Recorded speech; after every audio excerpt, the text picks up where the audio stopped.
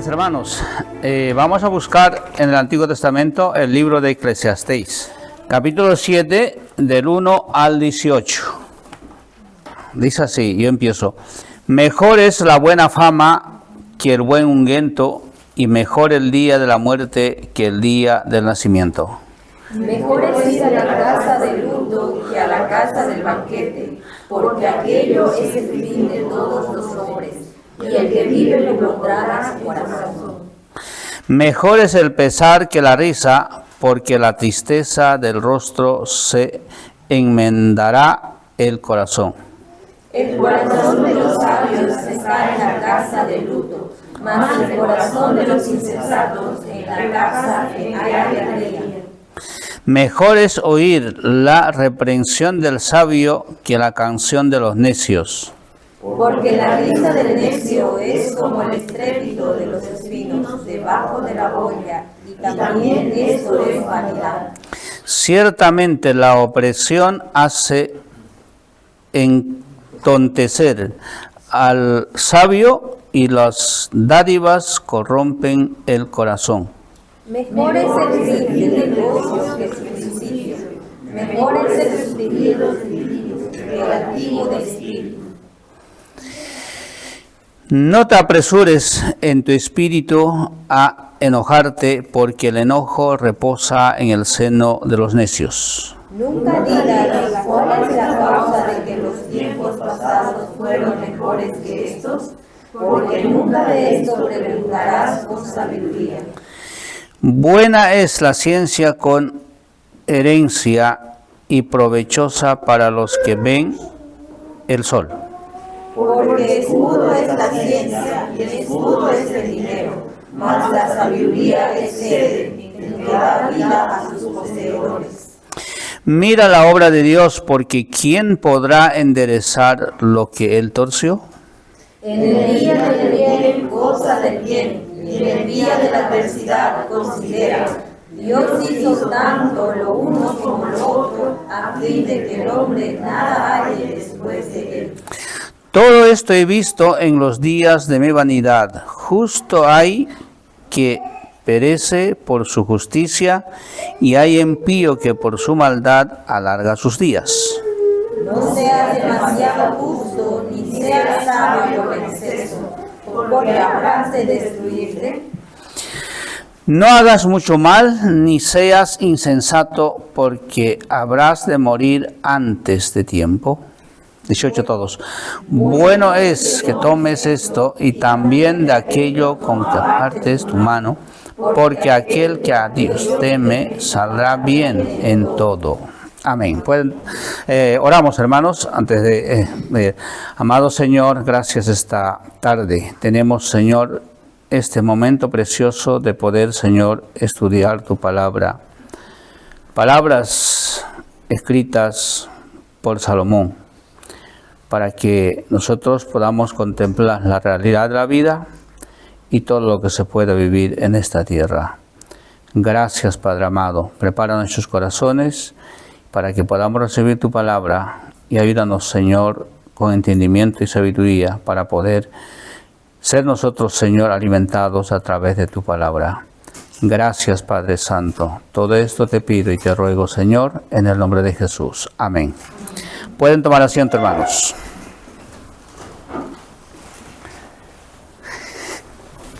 Bueno, hace rato que no predicamos Eclesiastés, pero es el libro que yo me he propuesto predicar en las tardes, y estamos en capítulo 7, y es lo que tocaba hoy.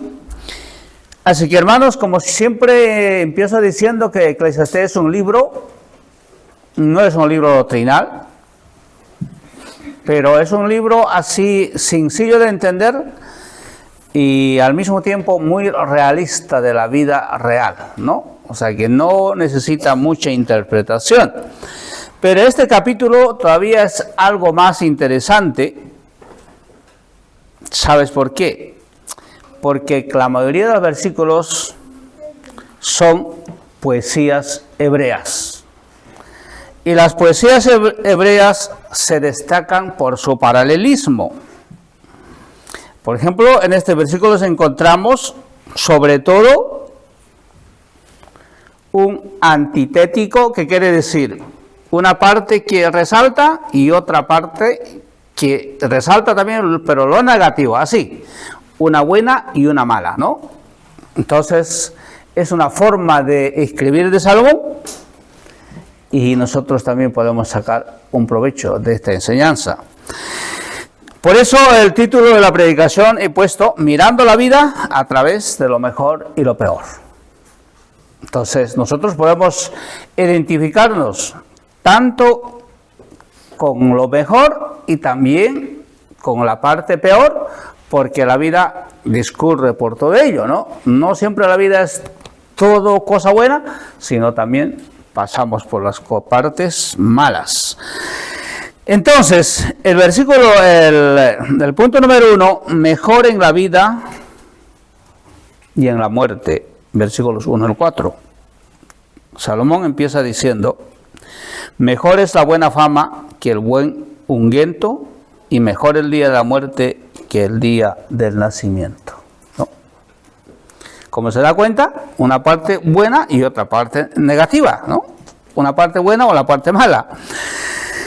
La buena fama, ¿qué quiere decir? Pues es el buen nombre, es decir, la vida íntegra de un personaje, en el pasado, en el presente o en el futuro, ¿no?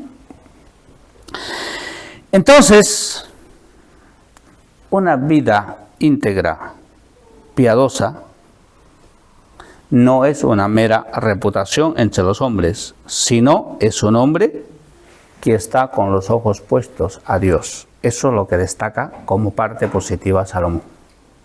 Y Salomón, de su propia persona, es ese hombre, ¿no? Por eso él dice, mejor es la fama que el buen ungüento.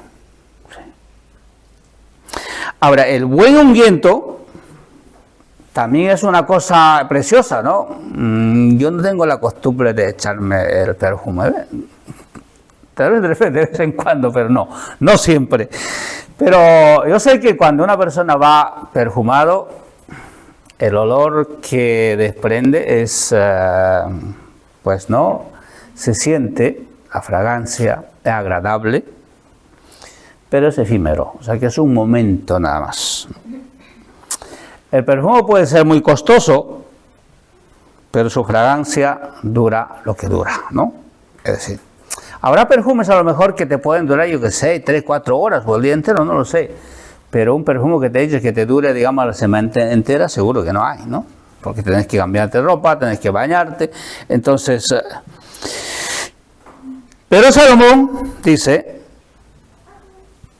su efecto, su fragancia, ese sentir el placer de esa fragancia es solo momentáneo. Y él agrega en el versículo diciendo, mejor es el día de la muerte. Para Salomón la muerte es el final de la vida, como hemos visto en todo el libro. Salomón no está viendo como nosotros vemos la vida actual, que es temporal, y la vida eterna. Él está enfocando lo que es la vida en la tierra, ¿no? Por eso él habla la vida debajo del sol, la vanidad de la vida. Él se está enfocando en lo que la vida significa aquí solamente, ¿no? Por eso él dice ahí, mejor el día de la muerte, para Salomón es que es el final de la vida. Puede ser una vida sufrida, pero uno ha muerto, y como dice, ¿no?, mucha gente, muerto los problemas se acaban. Pero eso es visto humanamente, ¿no? Pero los que sabemos la Escritura no lo vemos así. Porque imagínate, si una persona muere en su pecado, en la desobediencia a Dios, su problema no ha terminado, sino que más bien empieza, porque su problema va a ser eterna abra, ¿no? Entonces su problema con Dios y la condenación que le espera, entonces el problema más gordo empieza recién, ¿no? Entonces la muerte no es el final de la vida misma, sino que es simplemente una pequeña parte, ¿no? El que nace no sabe lo que le espera. Por eso dice, mejor el día del nacimiento que que mejor el día de la muerte que el día del nacimiento. ¿Sabes, hermanos? Un niño que nace no sabe lo que depara los años que tiene que vivir. Ni sabe siquiera cuántos años va a vivir, ¿no? No lo sabe. No le sabe si le espera vida, digamos, tranquila o le espera una vida sufrida. No sabe qué tipo de familia va a tener. No sabe si va a padecer una enfermedad o nunca se va a enfermar. Nada sabe. Entonces, en este sentido, Salomón dice, mejor es el día de la muerte que el día del nacimiento, ¿no? Porque él está viendo que la muerte pone final a la existencia del hombre, ¿no? Si el hombre ha sido bueno o rico, digamos, pero muere y termina ahí, ¿no? Si el hombre ha estado enfermo, con alguna deficiencia en su cuerpo, lo que sea, pues llega el día de la muerte y se terminó, ¿no? Por lo menos en la parte física, ¿no? Eso es lo que está viendo Salomón.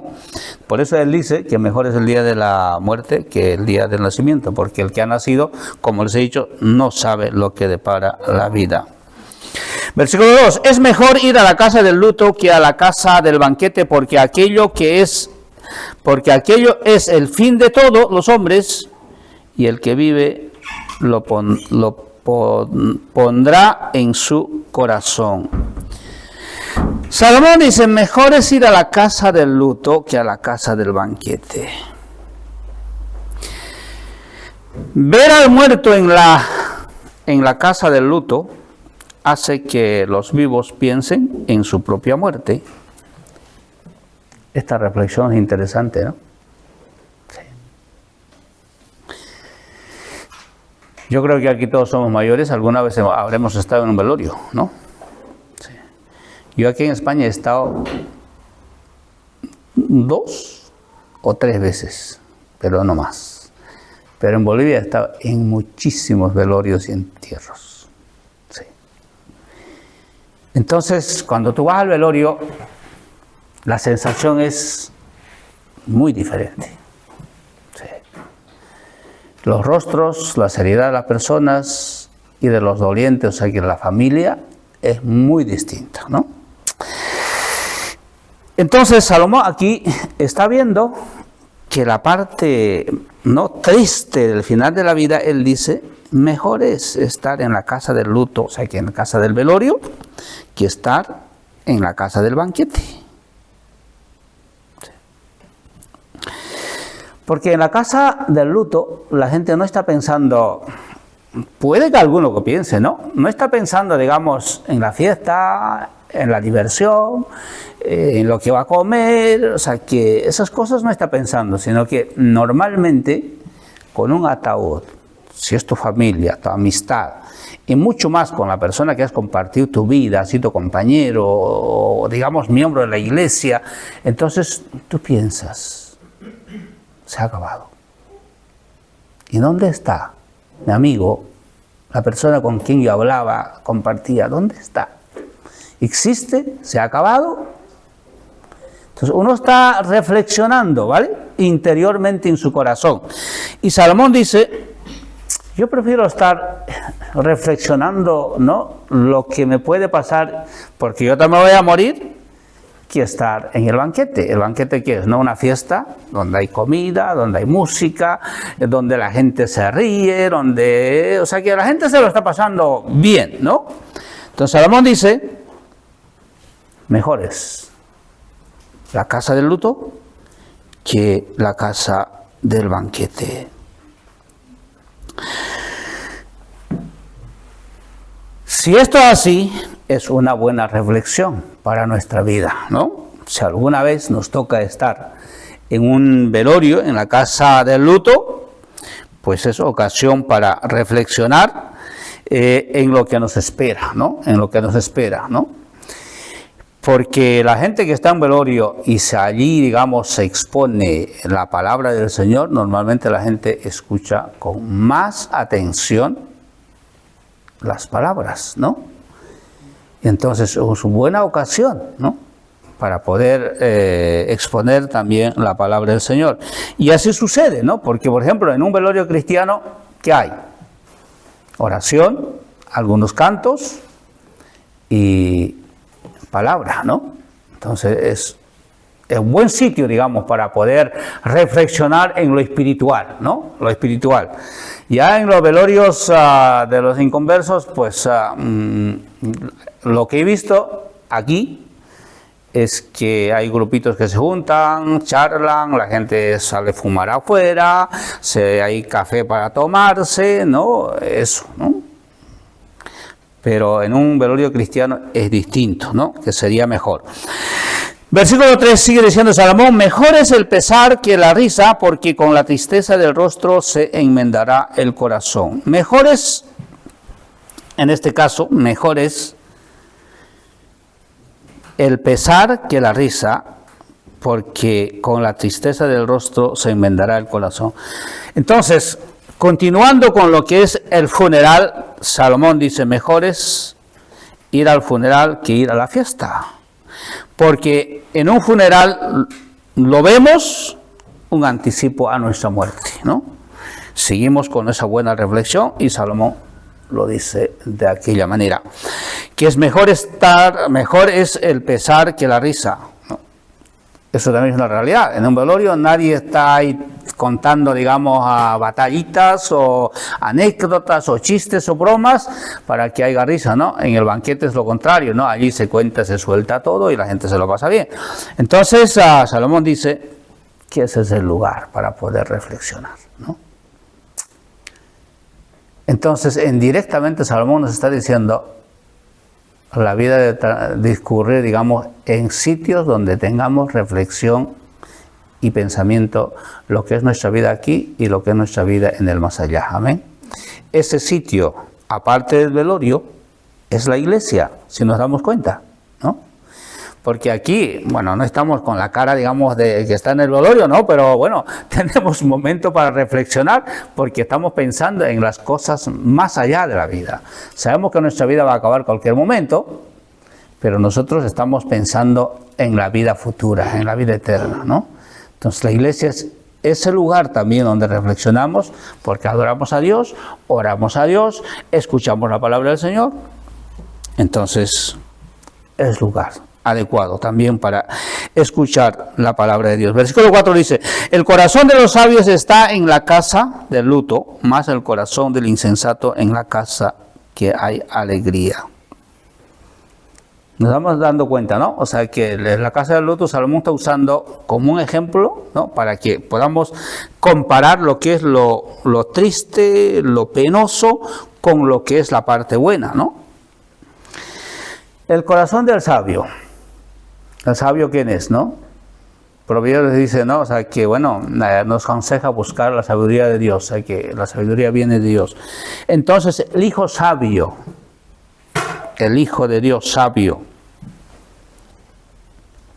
no busca alegría temporal, por decirlo, en una casa de alegría. ¿Cuál sería la casa de alegría? Pues la casa donde hay fiesta, ¿no?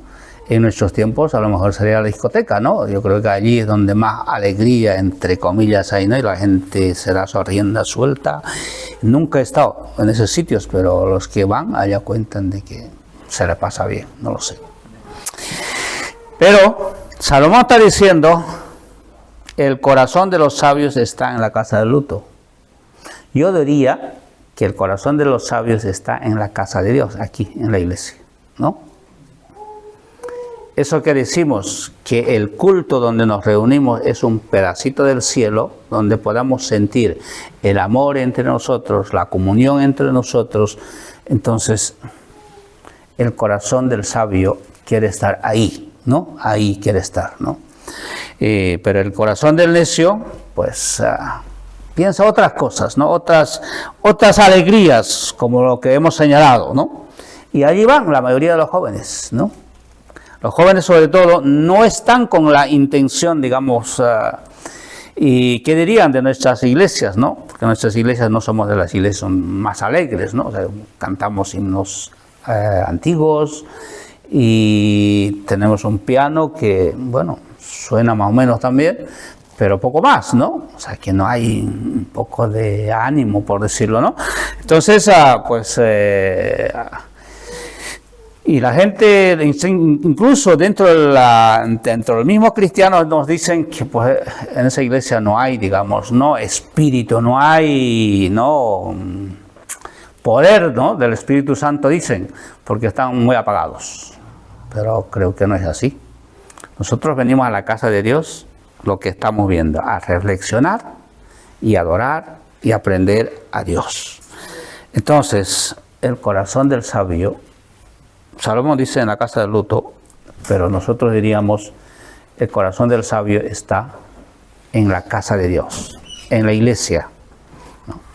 Ahí es donde debe estar, ¿no? Ahí. Entonces, eso es lo que está diciendo la palabra. Amén. Punto número 2. Mejor en la sabiduría y en la necedad. Versículos 5 y 9. Versículo 5 dice: mejor es oír la reprensión del sabio que la canción de los necios.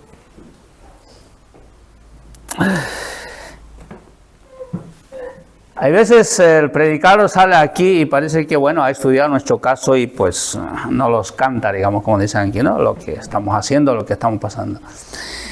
Pero dice Salomón, mejor es eso que estar escuchando la canción de los necios.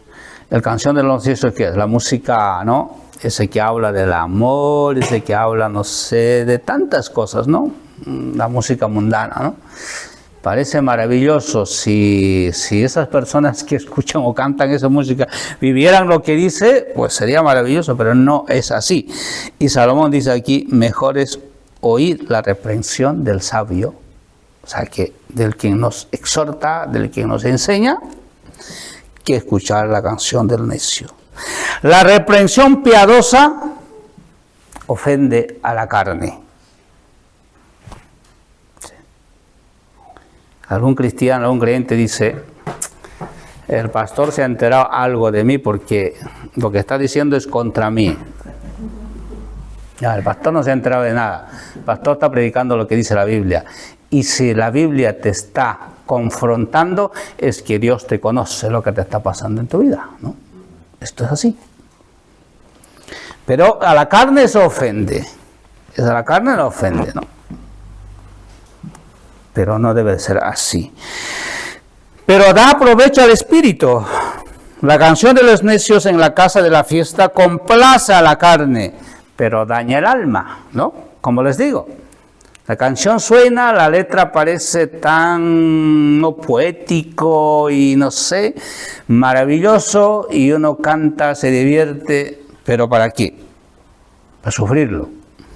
Y Salomón dice, eso no es así. Eso no es así. Versículo 6. Porque la risa del necio es como el estrépito de los espinos debajo de la olla, y también esto es vanidad. Qué bien se describe la risa del necio con el ruido de cómo se quema los espinos secos, que son solo un momento.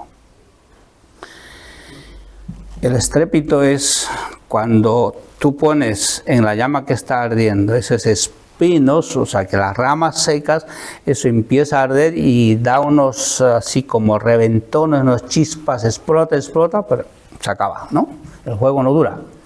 En ese fuego no puedes hacer, por decirlo, una carne o cocinar algo. La llama es grande, ¿no? Pero ahí se acaba, ¿no? Entonces dice aquí, la risa del necio es así. O sea que la música, la diversión, un momento te alegra, no sé, te lleva arriba, ¿no? Parecen las nubes, pero de repente te das cuenta, estás en lo que estás, ¿no? O sea, no pasó nada, ¿no? Estás igual, tus problemas están ahí, nada ha cambiado, ¿no? Y esto es vanidad. El diablo en el mundo engaña así a la gente, ¿no? A los jóvenes con la música, con el baile, y a los más maduros pues ya les engancha la droga, al cigarro y drogas más fuertes. Y la gente, con tal de estar, según ellos dicen, estar quietos y más tranquilos, pues tienen que depender de eso, ¿no? O sea, son dependientes. Salomón dice, esto es vanidad. Versículo 7. Ciertamente la opresión hace entontecer al sabio y las dádivas corrompen el corazón. Entontecer, con esta frase, o sea que el paralelismo con que trata Salomón, ¿no? Nos hace entender dos cosas. Uno es la extorsión para enriquecerse. Dos, el que ofrece sobornos para recibir un favor injusto. Y hace que el sabio pueda comportarse como necio, es decir, cae en el cuello. Sí. La opresión hace entontecer al sabio. No sé si usted ha tenido alguna vez una tentación. Un amigo, un compañero, un familiar te dice, pues yo fui por aquí y le engañaba al fisco y me ganaba este dinero. Y tú dices, se lo hago, ¿qué pasa? Y el amigo te dice, puedes hacerlo. Dinero que te ahorras.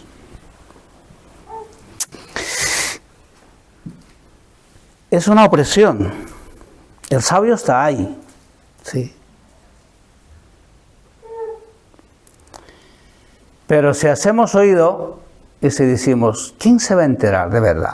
Además, si engañara a Dios en mi ofrenda, seguro que es pecado, pero si es el Estado, ¿qué más da, no? Se lo merece, ¿no? Sería lo lógico, pero delante de Dios se convierte igual mismo de engaño o robo, ¿no? Entonces, ahí está la trampa. Y Salomón dice, las dádivas corrompen el corazón. Sí. Sobre todo, ¿no? En nuestros países, en América Latina, el soborno está en cada paso, ¿no? Sí. Me das esto, te dejo pasar. Me das esto, te doy esto. O sea, que es un mercadeo, pero así, de frente. Entonces el creyente cae en el cuello, ¿no? O sea, que comparte ese pecado del infiel, del inconverso. Pero el consejo es que el creyente debería de ser fiel con Dios. Si ha cometido una infracción, que la autoridad te ha puesto una multa, pues que me toca pagarlo, ¿no? Si por ley me corresponde pagar mi impuesto, ¿qué hago, no? Pues pago. Entonces, no tengo que buscarme nueva salida a otros lados, ¿no? Para burlar esto.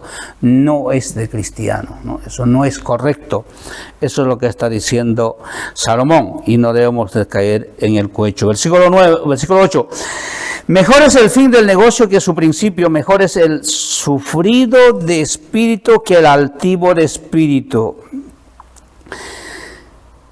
Se refiere al versículo 7 que acabamos de hablar, que los sabios esperan el fin de las opresiones, o sea que de las extorsiones, que ahora es un principio, confunde la fe del sabio, en este caso del creyente, del quien conoce la verdad.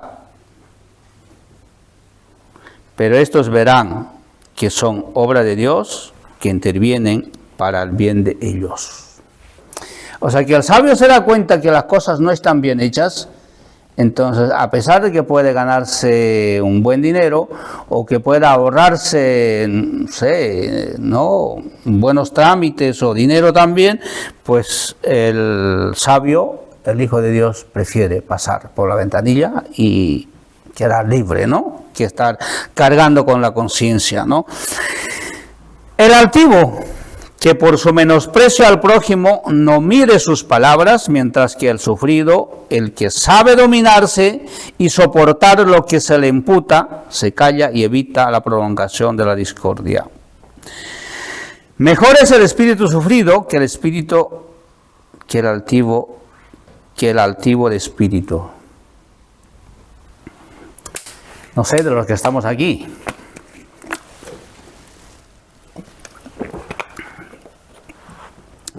No sé si a ustedes les gusta siempre ganar.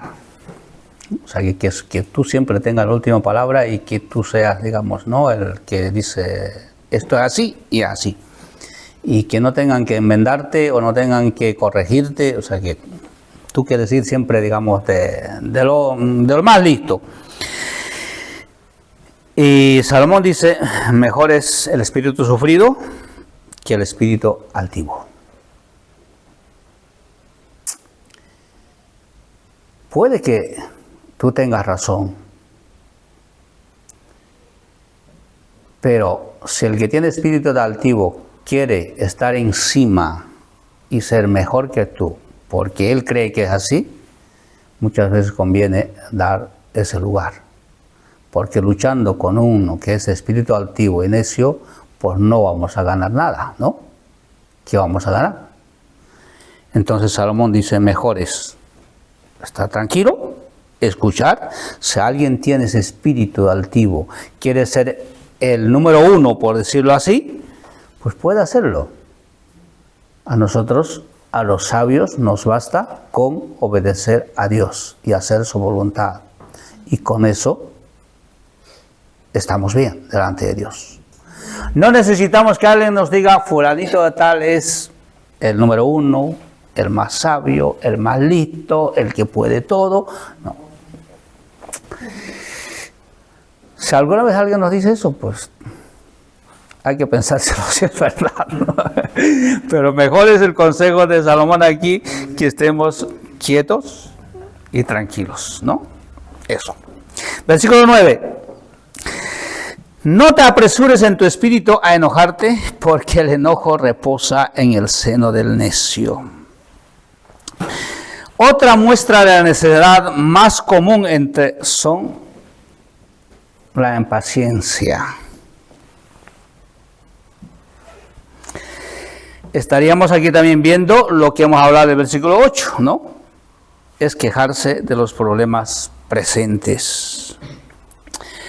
No te apresures en tu espíritu en enojarte. Hay gente que vive con este espíritu. ¿Sabes por qué? Porque en mayoría de los casos les ha dado réditos.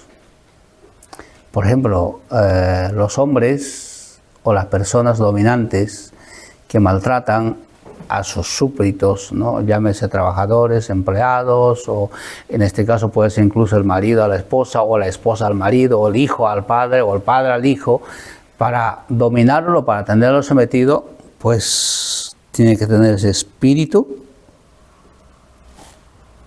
de alterarse y enojarse, ¿no? Porque he visto personas que cuando viene una persona con estas cualidades, incluso la gente empieza a temblar por miedo. Y eso lo llaman, ¿no?, maltrato psicológico, eso es. Entonces, el consejo de Salomón, ¿qué es? No te apresures en tu espíritu en enojarte, porque el enojo reposa en el corazón, en el seno del necio, o sea, que en el corazón del necio. Puede valerte un momento, pero luego te producirá tragedias, ¿sí? Nada bueno puede traer, ¿no? Y además, este tipo de personas normalmente son impacientes, quieren ya, ¿no? No para más rato ni en un momento, sino quiero ya. Y si no está, pues no le vale, ¿no?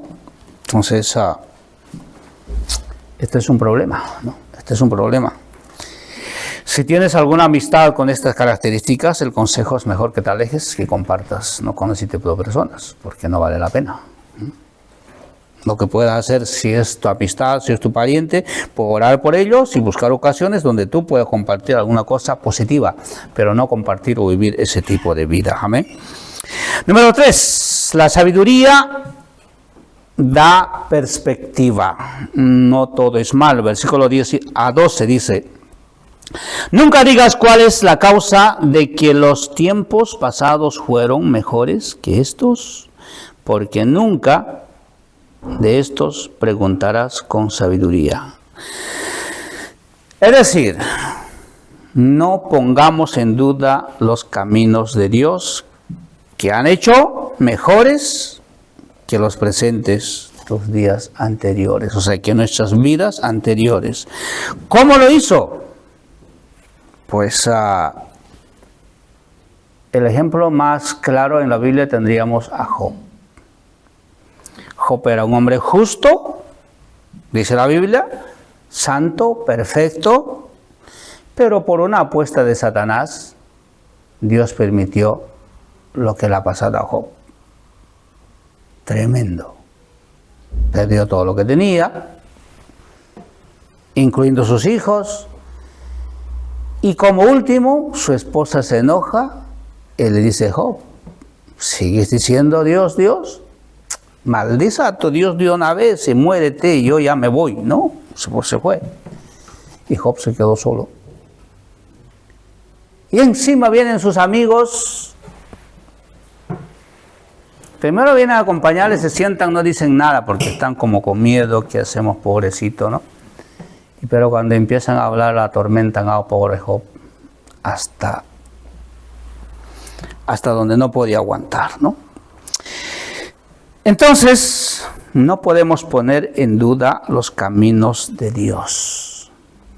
En el presente puede ser que estén, digamos, malísimos, como de Job, como estaba hablando. Pero al final, ¿quién lo sabe? Nosotros podemos estar diciendo esto ya no tiene remedio, pero los planes de Dios son muy diferentes. A Job lo restituyó todo lo que tenía, pero en porción doble, ¿no?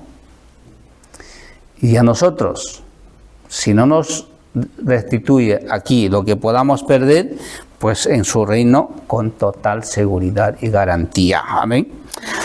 Así que nunca pongamos en duda los caminos de Dios, o sea, que la ley de Dios, lo que dice la Biblia, solo tenemos que obedecer y a su tiempo Dios nos dará su justicia, su verdad, ¿no? Versículo 11. Buena es la ciencia con herencia y provechosa para los que ven en el sol. El sabio sabe cómo vivir y el rico tiene dónde vivir, pero el conocimiento de la sabiduría da la vida porque se apoya en Dios. Proverbios 1:7 dice: pues el temor de Jehová es el principio del conocimiento. Amén. La sabiduría no da a nadie, solamente Dios. Sí. El sabio sabe cómo vivir. Con poco dinero, con mucho dinero, enfermo, sano. En el pueblo que le toca vivir, el sabio sabe vivir, porque sabe agradar y obedecer a Dios. Sí. El rico tiene dónde vivir, pero no sabe vivir, porque no tiene conocimiento. Porque el rico solamente sabe que con dinero se puede comprar todo, pero no todo, porque, por ejemplo, la salvación no se puede comprar, ¿no? La salud no se puede comprar. Y una cosa más importante, por ejemplo, la paz interior y la felicidad con dinero no se puede comprar. Entonces, ¿qué pesa más? ¿El dinero o la sabiduría? Claramente la sabiduría, ¿sí? Por eso el mismo autor dice, el versículo que acabo de leerles, Proverbios 1:7, el principio de la sabiduría es el temor de Jehová.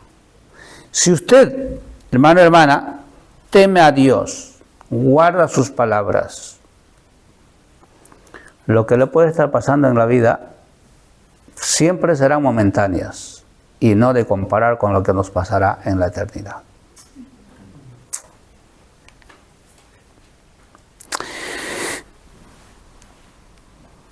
Buena es la ciencia, dice, ¿no?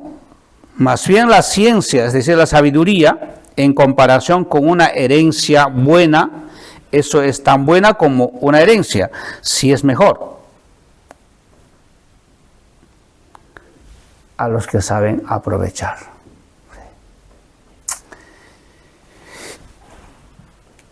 Porque un padre puede preocuparse de dejar bastante herencia, buenas posesiones a los hijos, pero muerto el padre, si los hijos no saben administrar ese dinero, pues durará poco y terminarán en pobreza y en problemas.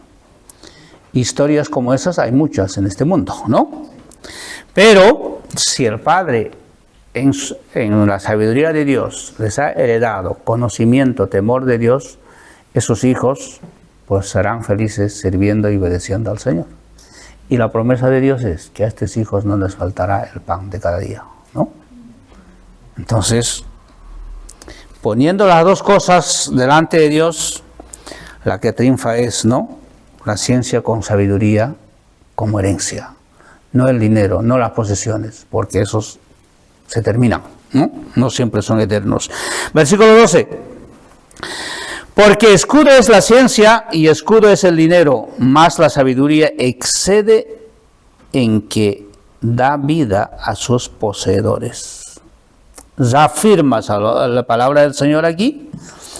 Porque escudo es la ciencia, o sea que es algo que nos protege y que nos guarda, y escudo también es el dinero. Pero de los dos, la sabiduría excede en que la vida de sus poseedores. Lo que acabo de decir. Dinero es un momento, te puede dar, no sé, poder, fama, lo que tú quieras. Pero si se acaba el dinero, ya no eres nadie, ¿no? La sabiduría de los hombres dice que cuando tienes mucho dinero, tienes muchos amigos, pero cuando no tienes dinero, no tienes amigos, ¿no? Pero en el sentido espiritual no es así, ¿no?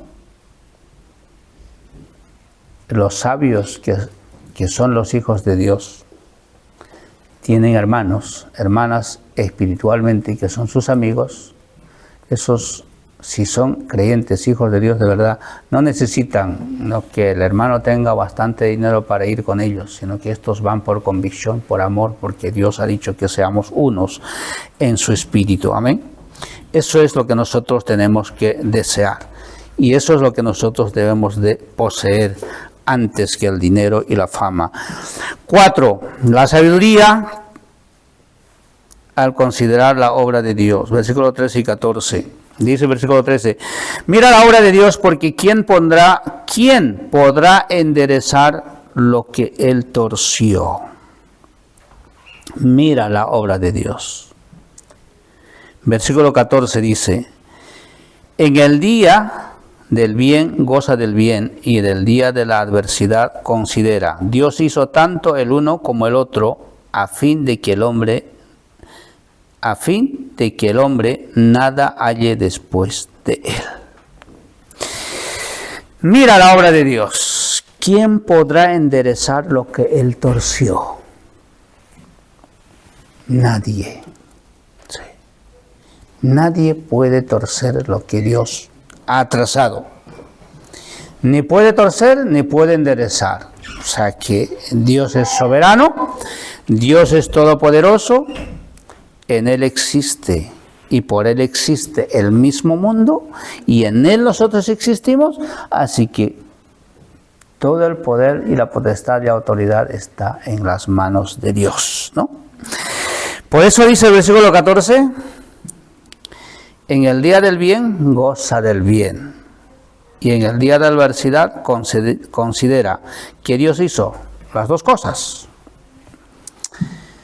Esto me encanta porque hay veces nosotros, como somos carne, nos gusta quejarnos. Sí, me incluyo yo. Cuando todas las cosas nos van bien, hay espíritu para decir gracias, Señor, porque estoy muy bendecido, el trabajo va bien, la familia va bien, todos estamos en orden, gracias, Señor. Pero el día de la adversidad es un poquito más complicado, ¿no? Estar con ese mismo espíritu, ¿no? Porque la carne está diciéndonos, se acaba, el dinero. El problema que tienes no tiene solución.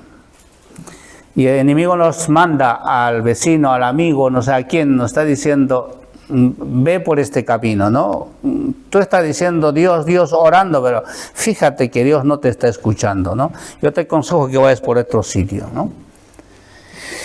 Es complicado, pero el sabio sabe que las dos cosas domina a Dios, sí, el bien y la adversidad.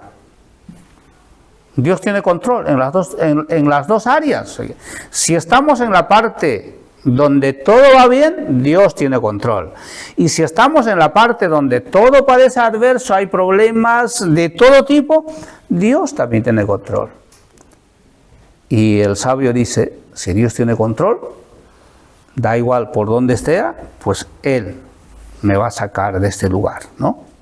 Y por último, si aquí no salgo de esto, pero en el reino de los cielos seguro voy a salir, porque allí ya no hay estas dos cosas, allí solamente hay la parte buena, amén. Aquí hay esas dos partes, ¿sabes por qué? Porque está el bien y está el mal. Está Dios que nos ama, pero hay un enemigo de Dios que nos está haciendo daño y se está esforzando para hacernos daño porque es enemigo. Él no desea el bien de nosotros, aunque hay veces aparenta que desea el bien de nosotros, pero no es así. Entonces nosotros tenemos que saber estas cosas. Aquí vemos claramente que hay dos normas de la sabiduría. Someterse a la voluntad de Dios sin intentar cambiar el curso de su providencia. No podemos decir, Señor, lo bueno para mí, pero la parte mala, Señor, por favor aparta porque yo no quiero eso. Eso no depende de nosotros. Si Dios necesita que pasemos por un lugar duro en la vida, en la familia, Él lo hará porque lo necesitamos. Él lo sabe. Y por eso, vuelvo otra vez a Job. Job no era pecador, no tenía pecados. Pero Dios, por una apuesta de Satanás, hizo pasar por esas cosas, por toda esa prueba. Y nosotros no estamos ajenos a eso.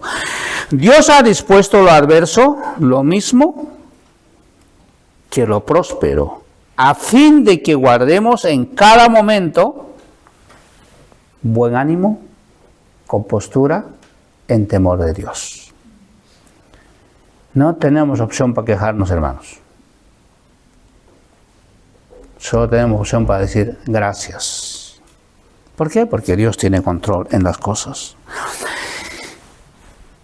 En esto los creyentes, hermanos, tenemos que demostrar total dependencia de Dios. El buen uso del temor de Dios, sin afligirnos inútilmente y preocuparnos excesivamente por el porvenir, porque parece que no tiene solución esto, la cual está únicamente en las manos de Dios.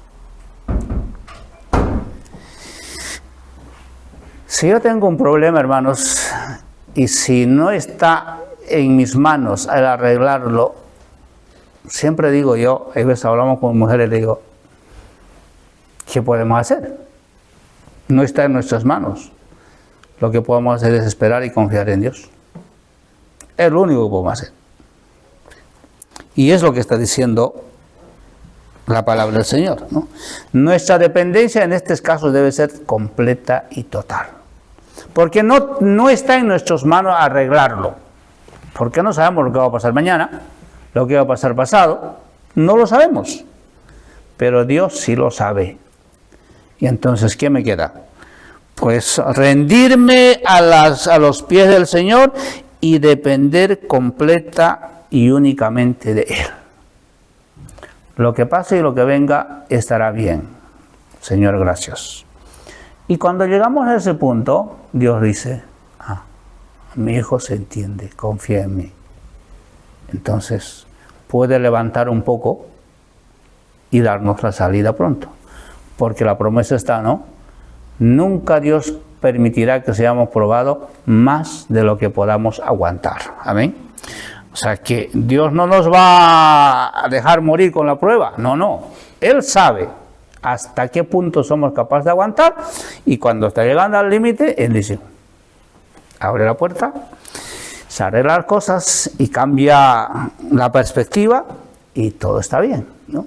No ha sido porque nosotros somos sabios y listos y supimos arreglar nuestros problemas, no, porque Dios en su providencia, en su voluntad, en su soberanía, ha previsto así y nos ha dado salida, amén. Y para eso necesitamos total y completa dependencia de Dios.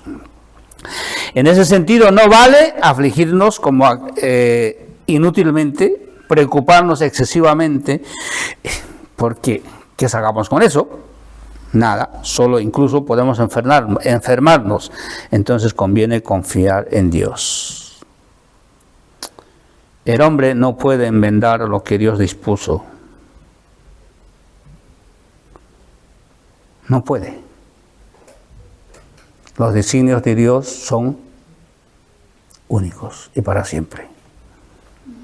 No puede ser que no nos guste, pero no podemos enmendarlo. No podemos decir, Señor, eso no es para mí, que sea para el otro, yo me merezco mejor cosa. No podemos decirlo. Si Dios permite una cosa que pase en nuestra vida, es su voluntad.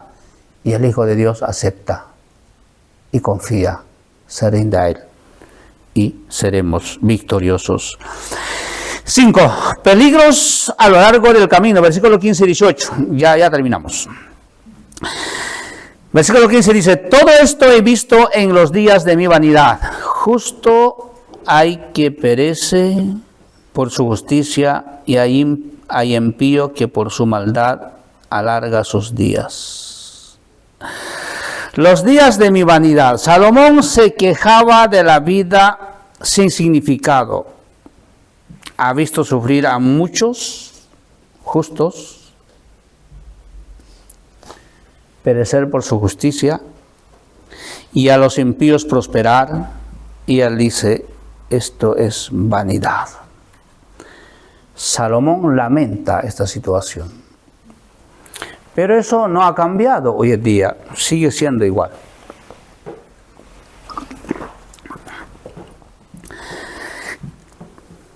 ¿Alguna vez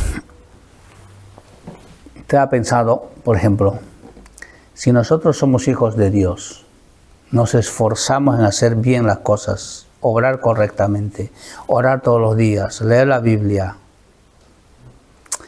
pero luego vemos, no sé, el vecino o alguien que conocemos que es opuestamente a lo que nosotros vivimos, hace todas las cosas de aquella manera, vive a su manera, o sea que ya aquí ustedes saben, ¿no? Sobre todo en España hay una frase que no puedo repetirlo porque, ¿no? La gente lo que dice, ¿no? Los hombres, está en la boca de todos. Pero resulta que tienen más bendición, que todo les va bien, tienen mucho dinero, tienen bienes, o sea que aparentemente todo está bien. Y Salomón dice, yo he visto esto como una injusticia y vanidad. En tiempo de Salomón era así. Y Salomón mismo cayó en su última etapa de su vida a eso. No debemos olvidar que Salomón terminó haciendo templos para ídolos. Y la Biblia dice que él fue el hombre más sabio que existió en la tierra. Nadie fue más sabio que él. Entonces, él con autoridad y conocimiento de causa dice que esto es vanidad. Sí. El significado de la vida no es el dinero, no es la fama, no es el poder, sino es el temor de Dios. Sí. Porque esos son solo un ratito, un momento, y se acaba. Y Salomón dice que esto es vanidad. Justos que están sufriendo necesidades, pero impíos que alargan sus días, o sea, que tienen muchas cosas en la vida. Este es injusto y vanidad. 16. No seas demasiado justo, ni seas con exceso, ni seas sabio con exceso, porque habrás de destruirte. Esto es interesante. Consiste en poner demasiado énfasis en detalles minuciosos de piedad que conducen a los que son muy estrictos, por ejemplo, en la ciencia, ver pecado donde no los hay. Ver a Dios como un juez implacable. Estaríamos hablando, sobre todo, de las personas que son demasiado legalistas. Si yo dijera aquí, el próximo domingo no quiero ver una hermana con pantalón. Por favor, todos con falda de rodilla para abajo. No está mal. La Biblia dice que hay que vestirse decentemente, ¿no? O sea que, sí, con decoro. Pero no tiene que ver nada con mi salvación, con la salvación de las hermanas, ¿no? Sería una exigencia, digamos, por encima, ¿no? O sea que no tiene que ver nada con la convicción, la fe, el temor de Dios de esas hermanas, ¿no? Con que se vistan así, no es que están ya todos, digamos, agrados al Señor, o sea, que en la voluntad de Dios, no. No tiene que ver nada. Y les dijera, si no se visten así, Dios está ahí, ¿no? No sé, para disciplinarlos. Entonces lo ponemos a Dios como un juez implacable y injusto, que ve los detalles, digamos, insignificantes, que no tiene que ver nada, ¿no? O sea que no seas demasiado justo, ni seas sabio con exceso. Sí. En una dedicación tan exagerada al estudio de la sabiduría que la persona se destruye. No literalmente, sino en el sentido más probable de enajenarse de la amistad de sus vecinos y ser abandonado como un neurótico solitario. Entonces, ser demasiado justo, demasiado sabio es: yo me aparto de lo que es el mundo pecaminoso y la gente malvada, me encierro, por decirlo, ¿no?, en mi habitación o en mi barrio, en mi casa, que ahí no entra pecado. Ahí yo me santifico, leo la Biblia, estudio. No va por ahí, obedecer y hacer la voluntad de Dios. Pero hay gente que hace estas cosas, ¿no? Sí. Entonces, Salomón dice aquí, esto puede ser para tu destrucción. Te alejas a la familia, te alejas de los seres que te quieren, que te aprecian, y tú solito ahí, con tu forma de entender la sabiduría y purificarte y santificarte y estudiar no sé cuántas cosas más, pero eso no está en la Biblia, esa forma, digamos, de adorar o hacer la voluntad de Dios. Entonces la soledad, claro, va a acabar con estas personas. Es triste, pero una realidad, ¿no? Que no está tan lejos. Ahí está.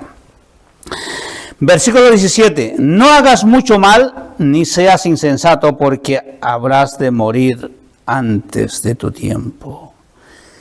El extremo cual sea, siempre es malo, hermanos.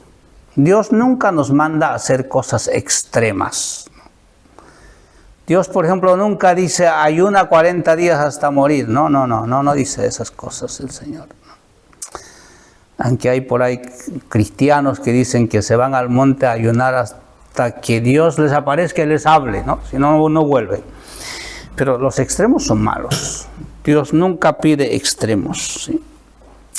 Es fácil de comprender el versículo 17. Consiste en no preocuparse de las normas de la moralidad y por miedo a parecer timorato, es decir, alguien dominado, desentenderse de los innumerables preceptos y principios bíblicos, lo cual es una necedad que acorta la vida.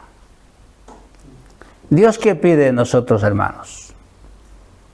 obediencia. Y la obediencia consiste en hacer su voluntad. Pero para obedecer a Dios no tienes que dejar de trabajar. No tienes que dejar de compartir con la gente que te rodea. No tienes que salirte de este mundo y irte al monasterio para no contaminar. No.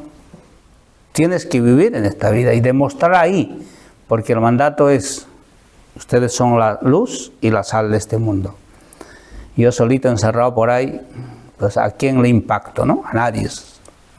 Entonces el mandato del Señor no es eso. El principio bíblico es que nosotros seamos luz de este mundo, ¿no? Que la gente sepa que somos cristianos, evangélicos. Servimos a Dios en una iglesia evangélica.